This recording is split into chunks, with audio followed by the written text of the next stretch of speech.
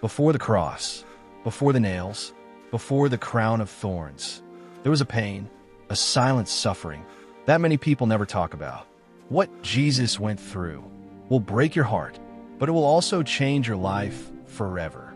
Jesus knew what was coming. Every step he took, every word he spoke. He knew the pain that was ahead of him. Yet he didn't run. He didn't hide. Instead, he kept going. He walked among the people, healing the sick, restoring sight to the blind, touching those no one else would touch. He showed love to the broken, gave hope to the forgotten, and spoke truth to a world that often rejected him. But even with all the miracles, not everyone believed. Some doubted him, some mocked him, some wanted him gone. Still, he continued, because his mission was bigger than his pain. Then came a night that changed everything. Jesus sat down with his disciples, sharing what would be his final meal with them. There was peace at the table, but something deeper was unfolding. He looked at them and said, "One of you will betray me." Silence filled the room. Confusion, fear, uncertainty. Each one began to wonder, is it me? But even knowing who would betray him, Jesus did not respond with anger. He responded with love. Later that night, in a quiet garden under the darkness of the sky, Jesus went alone to pray. The weight of what was coming began to press heavily on him. He prayed with deep sorrow, his heart overwhelmed. Yet even in that moment, he chose obedience. Then suddenly, the silence was broken. Torches lit the darkness. Footsteps approached, and leading the crowd was one of his own, Judas, not with loyalty, but with betrayal.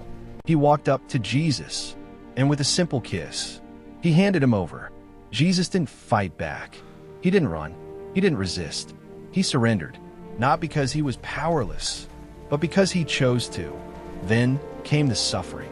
He was taken, dragged from place to place, falsely accused, unjustly judged. The one who brought truth was surrounded by lies. The one who healed others was now being hurt, mocked, beaten, humiliated. And in his darkest moment, the people who once followed him began to disappear. Fear took over, and even those closest to him couldn't stand by him. Peter, one of his closest disciples, denied even knowing him. Not once, not twice, but 3 times. Imagine that pain, to be abandoned by those you loved, to stand alone in a moment of deep suffering. Yet through it all, Jesus remained silent. He didn't defend himself. He didn't call for help. He didn't stop what was happening. He endured it because he knew this pain had a purpose. This suffering was not the end. It was the beginning of something greater. As he stood there, wounded, rejected, and alone, he had every power to stop it all. But he didn't, because in that moment, he wasn't thinking about himself. He was thinking about you, about your pain, your struggles, your mistakes. He saw it all, and still, he chose to continue. Before the cross, there was betrayal. Before the cross, there was rejection.